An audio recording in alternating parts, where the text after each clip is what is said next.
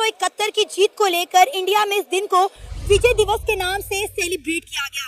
India के prime minister Narendra Modi ने इस हवाले से ट्वीट किया और कहा कि 1971 में जिन शोहदा ने अपनी जानों के नजराने पेश किए और हमें इस जीत से हमकनार करवाया, हम उनकी जुर्रत और हिम्मत को सलाम पेश करते हैं। लेकिन इंडिया के प्राइम मिनिस्टर नरेंद्र मोदी की इस पोस्ट पर बांग्लादेश के सियासतदान काफी नाराज नजर आ रहे हैं। उनका कहना है कि 1971 की जीत इंडिया की नहीं बल्कि बांग्लादेश की जीत थी।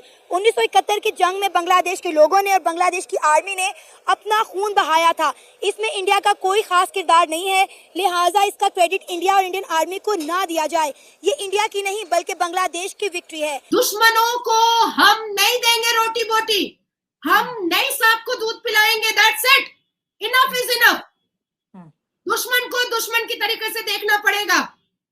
एक मजहब वाले ला इलाहा पढ़ करके हिंदू पुरुषों को जिंदा जला रहे हैं, एक मजहब वाले ला इलाहा पढ़ करके हिंदुओं की भगवान की प्रतिमा को तोड़ रहे हैं, एक तरफ मजहब वाले ला इलाहा पढ़ करके मंदिरों को तोड़ रहे हैं, संतों और महंतों को मार रहे हैं, बेटियों को बेआबरू बेइज्जत कर रहे हैं। किसको खुश करने के लिए? तो बांग्लादेश के जब हालात बिगड़े हैं तो आप उस वक्त बांग्लादेश में मौजूद थे या लेकिन नहीं? हमारी फैमिली सारी अभी वहीं पे है। हाँ। हम यहीं पे थे। अच्छा। लेकिन वो बांग्लादेश के हालात बिगड़े नहीं है। बेसिकली जो टूल वो यूज़ कर रहे थे डेमोक्रेसी का, हाँ। बेसिकली डेमोक्रेसी को इन लोगों ने एक सिस्टम बना के प्रेजेंट कर दिया। इवन की डेमोक्रेसी सिर्फ एक टूल है, हाँ। जिसको आपने यहाँ पे भी अभी इम्प्लीमेंट कर सकते हैं डेमोक्रेसी सर, को। आधे से ज्यादा पढ़ी लिखी पब्लिक कहती है democracy is a culture. Democracy culture It's नहीं not है, a डेमोक्रेसी एक टूल है। हाँ। इसको आप यहीं पे इम्प्लीमेंट कर सकते हैं। डेमोक्रेसी क्या है? चंद लोग मिलें, अपने आप में से एक रिप्रेजेंटेटिव खड़ा करें।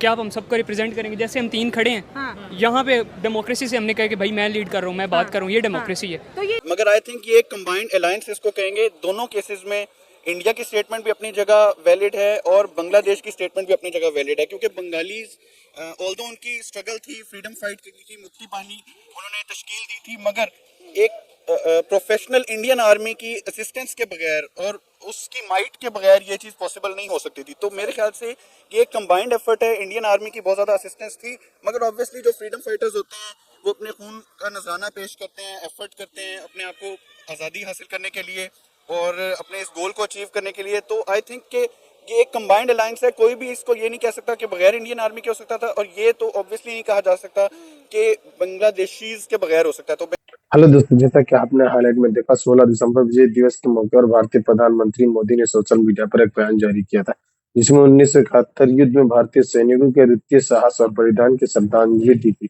लेकिन बांग्लादेश के कुछ नेताओं ने इस बयान को लेकर बेहद आपत्तिजनक प्रतिक्रिया दी। मोहम्मद यूनुस नेतृत्व अंतरिम सरकार के सहयोगियों ने मोदी के बयान को बांग्लादेश के स्वतंत्र और क्षेत्रीय अखंडता के लिए खतरा करार दिया है। तो दोस्तों चलिए देखते हैं पाक मीडिया इस पर क्या रिएक्शन देता है और उनका क्या कहना है इस वीडियो के बारे में। बंगालीज जो थे ऑब्वियसली उनकी स्ट्रगल थी, उन्होंने जो एक अपने लिए एक मोटो बनाया था फ्रीडम फाइट करने का, वो उन्होंने अचीव किया और उसके लिए उन्होंने नो डाउट इंडियन आर्मी की हेल्प ली। तो सर 1971 के बाद आज बांग्लादेश को ये क्यों याद आ रहा है कि इसका क्रेडिट इंडिया को नहीं जाना चाहिए? क्योंकि अगर हम अपनी पाक स्टडीज की बात करें, जिसे हम उर्दू में मुतालिया पाकिस्तान कहते हैं, उसमें भी हमें यही पढ़ाया गया कि 1971 में हमने इंडियन आर्मी के दांत खट्टे कर दिए। बाद में पता चला कि वो तो जंग हम हारे थे, इंडिया जीता था। आई थिंक इसकी एक मेजर वजह ये भी हो सकती है कि अभी रिसेंटली ओवरथ्रो की गई है बांग्लादेश में गवर्नमेंट, जो कि ज़्यादातर प्रो इंडिया गवर्नमेंट थी।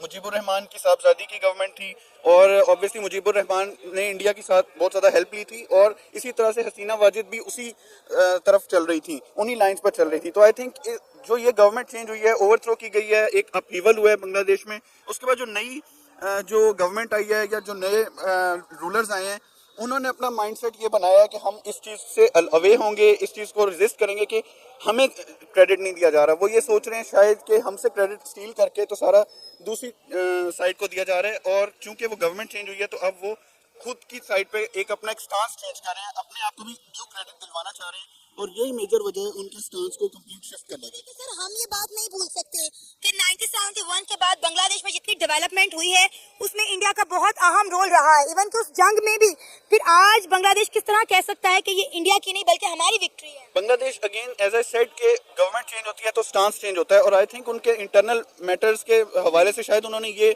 रियलाइज किया है कि हमें इस चीज़ का क्रेडिट मिलना चाहिए। शायद हिस्ट्री बुक्स में बहुत ज़्यादा शो किया गया है कि इंडिया की वजह से हुआ है। इंडियन हिस्टोरियंस ने, बहुत सारे लोगों ने, इंडियन गवर्नमेंट ने भी इस चीज़ को बहुत ज़्यादा हाईलाइट किया कि हमने पाकिस्तान को शिकस्त दी है, और क्योंकि पाकिस्तान उनका आर्च राइवल है तो और ज़्यादा उसको उन्होंने मंजर-ए-आम पे लाने की कोशिश की है। शायद अब बांग्लादेश में लोगों को ये रियलाइजेशन हुई है कि मे बी उन्होंने जो ब्लड शेड देखा है, जो उन्होंने सेक्रीफाइसेस दिए हैं, उनको ड्यू क्रेडिट नहीं दिया जा रहा, और इस वजह से अब उन्होंने इस चीज़ को रियलाइज़ करने के बाद इंश्योर करने की कोशिश की है कि हमें भी वो ड्यू क्रेडिट दिया जाए, हमारी जो कंट्रीब्यूशन, जो मेजर कंट्रीब्यूशन है, उसको तस्लीम किया जाए। ऑल्दो हम एक प्रोफेशनल आर्मी नहीं थे, हमने असिस्टेंस ली है, हेल्प लिया, लेकिन हमारा जो क्रेडिट है वो हमें ही मिलना चाहिए। सर, आपको क्या लगता है कि बांग्लादेश अब जिस तरह से इंडिया को आंखें दिखा रहा है, क्या ये इस हालत में है कि किसी मुल्क की सपोर्ट के बगैर, 1971 में तो इंडिया की सपोर्ट थी ना इन्हें पाकिस्तान के मुखालिफ में, तो चलिए ये मशरकी पाकिस्तान से बांग्लादेश बन गया।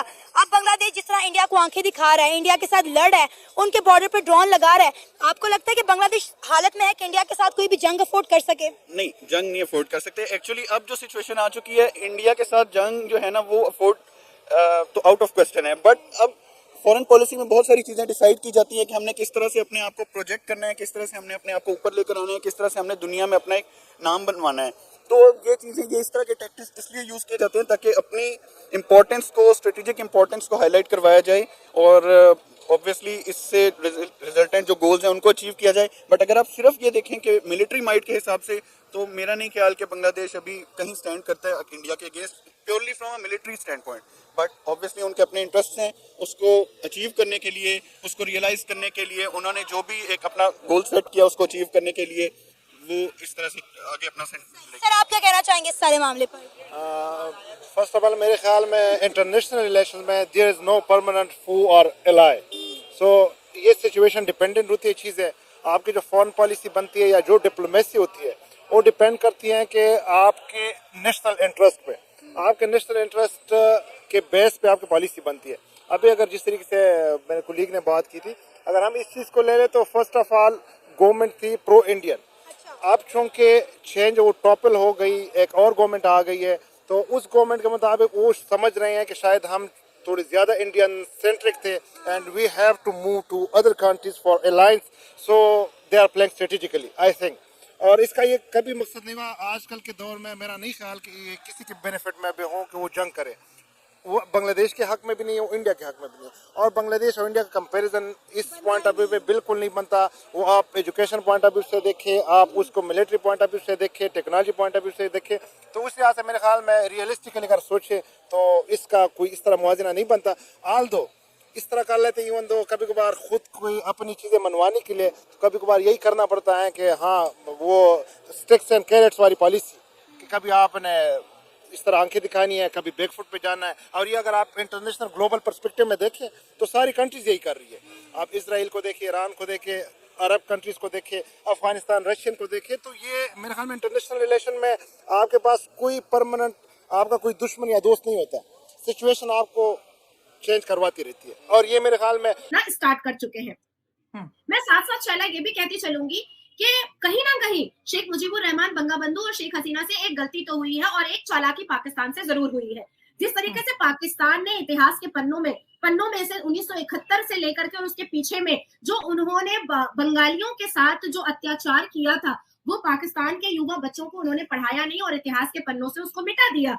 जैसे कि जब बांग्लादेश ज्वाइन था पाकिस्तान में, तो बेटी का बलात्कार पिता के सामने होता था, माँ का बलात्कार बेटे के सामने होता था, बहन का बलात्कार भाई के सामने होता था, और ना जाने कितने उस वक्त के वक्त में वॉर बेबी पैदा हुए थे। 8 लाख से ऊपर बंगालियों को मारा गया था। पाकिस्तानी जो कराची के हैं, जो इस्लामाबाद के हैं, वो लोग यहाँ तक कह दिया करते थे कि ये नाटे नाटे बौने बौने काले काले ये हबशी है कौन। अगर आप अपने दादा परदादा से अगर पूछिएगा या अपने अब्बा से या अम्मा से पूछिएगा तो आपके पूर्वजों ने इन बंगालियों का नाम हबशी रखा था, हबशी। अब पाकिस्तान तो ऐसी अत्याचार वाली चीजों को हटाएगा ही, क्योंकि उनको अपने युवाओं को कन्विंस करना है कि इस्लाम में यही जायज है। लेकिन बांग्लादेश में शेख हसीना और शेख मुजीबुर रहमान बंगाबंधु ने इतिहास के पन्नों को बांग्लादेशियों को नहीं बताया। ये उनसे बहुत बड़ी चूक हो गई। अगर उन्होंने बताया होता तो शायद आज जो बांग्लादेशी मुसलमान पाकिस्तान कर रहे हैं उनको शायद याद रहता कि 2 लाख से ऊपर उनके पूर्वज वॉर बेबी रह चुके हैं। अब आती है बात कि मोहम्मद यूनुस परेशान तो है, डरे हुए तो है, क्योंकि आपने एक साथ 2 सवाल किया है शाला, तो दोनों का जवाब दिए बिना मैं चैन से रह नहीं पाऊंगी। तो परेशान तो है। एक बार तो सोचा कि भाई ये म्यांमार तो क्योंकि पिछला हमारा जियो पॉलिटिक्स बहुत खराब चल रहा था म्यांमार से। लेकिन अभी 28-29 दिन पहले म्यांमार के स्पोक पर्सन ने खुद एक्सेप्ट किया है कि उसकी भारत से बहुत अच्छे रिलेशन हो चुके हैं। खुद एक्सेप्ट किया है म्यांमार के स्पोक पर्सन ने, और मैं उसका प्रूफ भी लेकर के आपके सामने बैठी थी। अब म्यांमार ने जिस हिसाब से बांग्लादेश के टेकनाफ पर कैप्चर कर लिया है, और चिटागोंग जहां पर सबसे ज्यादा, चिटागोंग जहां पर 2 लाख से ऊपर ज्यादा घुसपैठिया भरे हुए हैं रोहिंग्या। अब बांग्लादेश ये सोच रहा है कि कहीं ना ये म्यांमार के अराकान आर्मी जो है ये धक्का मार करके सारे रोहिंग्या घुसपैठियों को हमारे पास ना भेज दे। अब मोहम्मद यूनुस इस चीज से भी डरा हुआ है कि जिस हिसाब से सूंघने वाला कुत्ता हर तरफ बिखेर दिया गया है भारत में बांग्लादेशी घुसपैठियों को पकड़ने के लिए, कहीं वो करोड़ घुसपैठिया जो करोड़ से भी ऊपर है वो कहीं ना बांग्लादेश में दोबारा भेज दिया जाए तो क्या होगा। अब आ रही है बात कि हमारा ऑलरेडी म्यांमार के साथ जो कलाकंद प्रोजेक्ट है वो भी फ्रूटफुल हो चुका है, वो भी रेडी हो चुका है। तो ये जो टेकनाफ तक म्यांमार की अराकान आर्मी जो टेकनाफ तक पहुंच चुकी है, तो ये तो बांग्लादेश के बिल्कुल करीब में है। तो क्या होगा मोहम्मद यूनुस का चक्की पीसिंग जो मैंने कहा था, क्या वही होने वाला है मोहम्मद यूनुस का। अब आती है बात कि बांग्लादेश की सरकार मोहम्मद यूनुस ने भारत से 1 अरब बिजली ली थी, 1 अरब भीख मांग करके बिजली। अच्छा चलो, मुझे समझ नहीं आता है मुसलमानों को भीख मांगने की कैसी आदत है। जब देखो तब भीख मांगते रहते हैं, कभी फितरा के नाम पर, कभी ज़कात के नाम पर, कभी मदरसे के नाम पर, कभी चंदा के नाम पर, कभी मिलाद के नाम पर, कभी इस्तखारा के नाम पर, कभी तावीज के नाम पर। मांगना इन्होंने भीख ही है, मांगना तो और पेट चलाने के लिए, आतंकी हरकत करने के लिए तो भैया पैसे की जरूरत होती है। अब पाकिस्तान ने मोहम्मद यूनुस को 40 kg RDX ऐसे तो नहीं दे दिया, पैसा तो दिया पाकिस्तान की सरकार ने। तो 1 अरब की बिजली का भीख मोहम्मद यूनुस ने भारत से मांगा, और भारत ने अल्टीमेटम दिया है कि भैया वो 1 अरब रुपया वापस तो कर लो।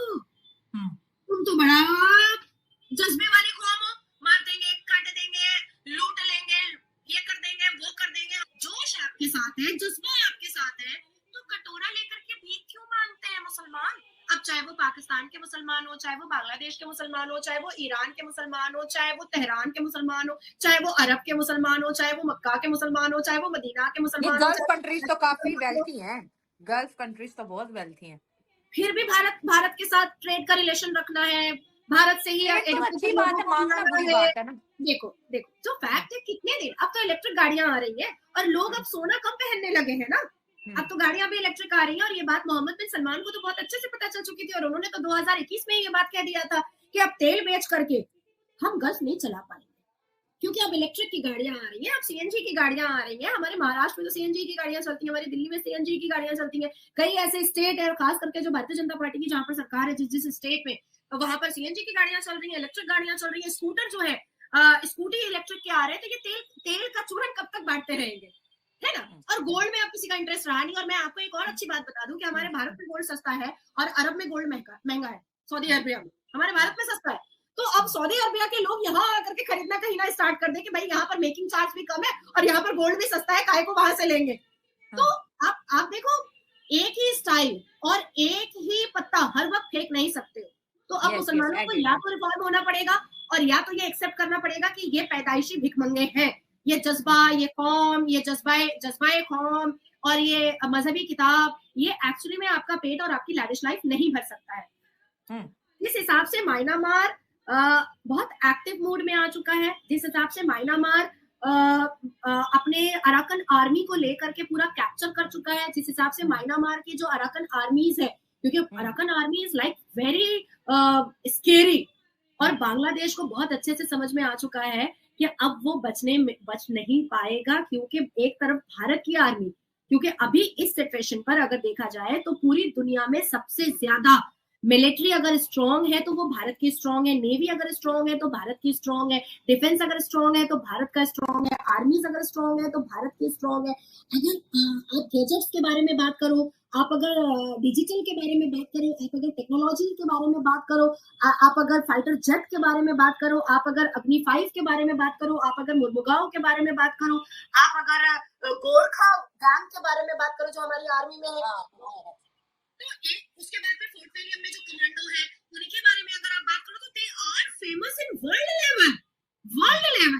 अगर बांग्लादेश में हम सिर्फ फोर्ट विलियम के जो कमांडो है और गोरखे गैंग को अगर हम उतार देते हैं बांग्लादेश में, हमास और फिलिस्तीन की तरह चटिया मैदान हो जाएगा। दोस्तों, जैसा कि आपने वीडियो में देखा, यूनियन सरकार के कानून सलाहकार आसिफ नजरुल और खालिद जिया की बीएनपी पार्टी के सदस्य समेत कई नेता ने, जिनमें भारतीय विरोधी छात्र नेता हसनत अब्दुल्ला शामिल है, ने दावा किया 1971 की जीत के बांग्लादेश की थी और भारत सिर्फ एक सहयोगी था। हसनत अब्दुल्ला ने मोदी के पोस्ट की प्रतिक्रिया देते हुए कहा कि बांग्लादेश की मुक्ति संग्राम की थी, इस भारत के विजय दिवस बताना हमारे स्वतंत्र संग्राम के इतिहास का अपमान है। इस प्रकार के बयानों से बांग्लादेश के सत्तारूढ़ यूनियन सरकार की घटिया मानसिकता और भारत के प्रति कूटनीतिक पता चलता है कि वही बांग्लादेश 1971 भारत की सैनिक कूटनीतिक मदद के बिना शायद अपनी स्वतंत्रता प्राप्त नहीं कर पाता।